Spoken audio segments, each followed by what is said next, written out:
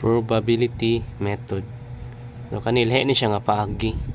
Pero parihara man gapon siya sa fourth line method ganina nga, pero sa last lang to gamiton ang sa fourth line method sa katong probability nga i-multiply niya. Para sila gamit para mapadali ang pagkuha sa genotypic o phenotypic ratio. Sa probability method kay parehara ang trait ang imong target na niya. Kay kung daghan gani siya trait gani usa-usahon jud na nimo. Para inig Punnett square dili kay taas.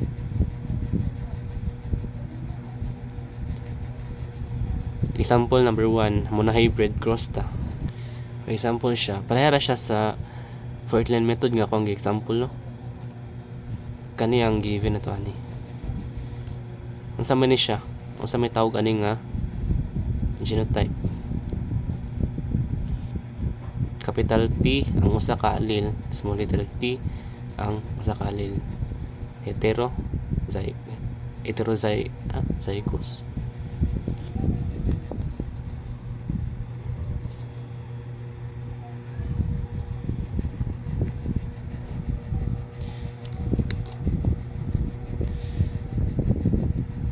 Kani yung sa may tawag ani nga allele. Kapital ang usa ka allele.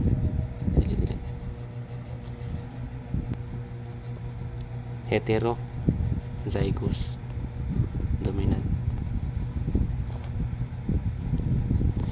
Basta naa gani usa ka dominant sa allele niya, matik na jud na dominant na siya. Ang recessive mo ganar na siya basta duha ka buok recessive ang allele niya.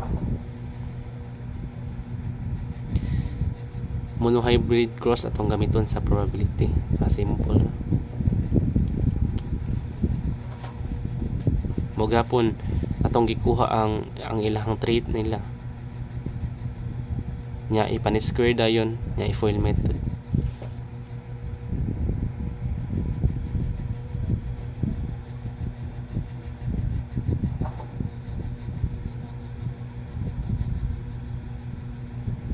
Nya ibutang nimo pila may resulta niya. Kani ang dominant. Recessive. 1, 2, 3. Parehara gapon. 3 over 4. 1 over 4. Kani nga nung 4 man eh. 4 na siya kay mo may total. Napila ka po ang nadali. 1, 2, 3, 4. Kay statistic man ni siya nga kuan. Dapat apilon jud ng pila tanan.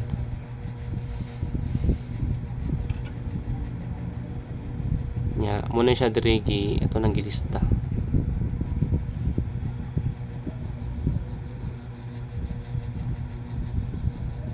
Giusa-usa ni siya diri. Ang homozygous dominant usa ra man na diri mo nang 1 over 4.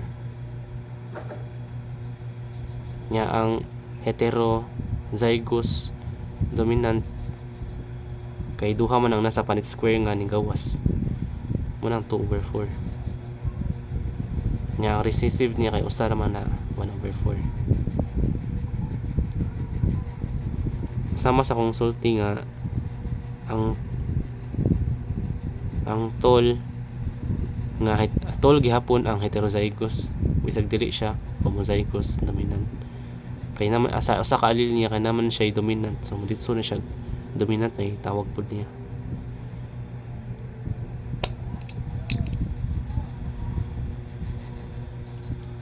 Nya phenotypic ratio din niya kay ilan ang giade ay dito siya i-multiply. Basta monohybrid ang given nimo kay i-add siya, hindi siya i-multiply. Probability ra guro ang i-multiply niya. Muna ang phenotypic ratio niya kay 3. Tulo ka tol, usa ka short. Bali ang ratio kay 3:1.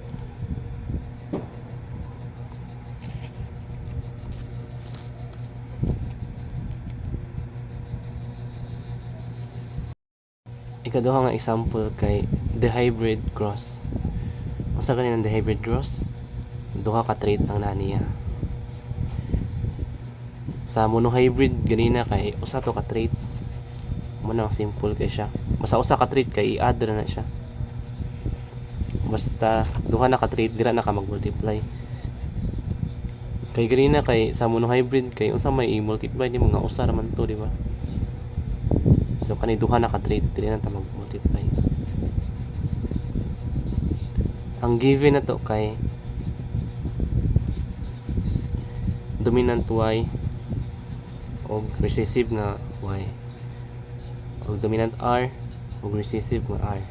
Same gihapon i-multiply sa iyang kagalingon. Kaya natan-aw ta sa result niya man. Color and shape ang atong trait niya. Ang y nga dako mo na color. Ang shape mo na recessive. Nya sa probabilities per trait ato na siyang tunga-tungaon.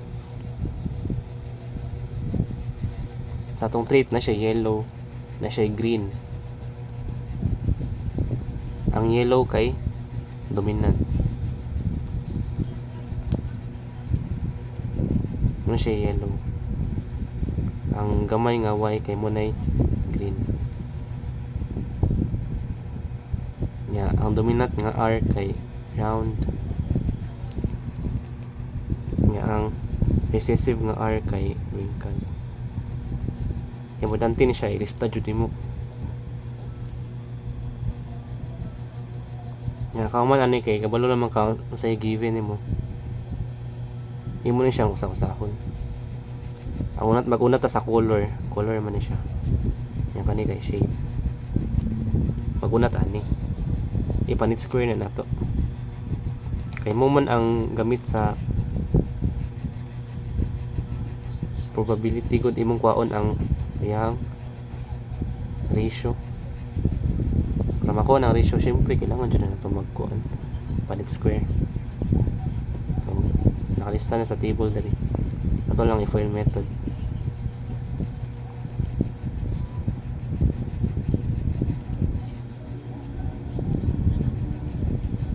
Ya, ikaw man mo FOIL method, mo dyan na ilista. Hindi kalimitan ang dominant o ang recessive niya. Pila ka dominant ang nasa diri. Same lang gapon 3/4. 1/4. Nya ang dominant piya kay ang color yellow mo to dominant na diri. Maglista ako ganina diba gamit kay siya. So yellow ang 3/4. Mo ning ang nasa script na ko diri 3/4 ang yellow. Nya ang green mo man ang recessive ang green na diri ka panilista nako mo nang 1/4 diri. Nya ikaw man sa color sa shape na punta mura ga pong paagi ato pong usa-usahon FOIL method din nato.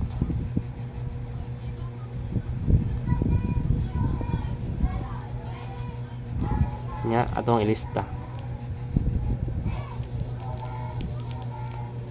Palalaga po siya 3/4. If makabalo ka ang dominant kay R man nga dako sa may R nga dako diri ang round dala. Recessive niya kay ang wrinkle mo na ang nadiri kay ang round ang 3/4 ang wrinkle kay 1/4.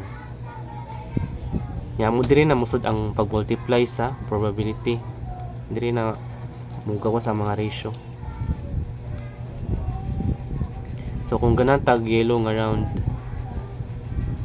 yellow 3/4 itong i-copy, i-multiply na to siya sa round. Pila man ang round? 3/4 equals to 9/16. Para siya sa example ko pag sa katong fourth line method. Yellow 3/4 wrinkled 1/4 multiply hapon nimo 3/4.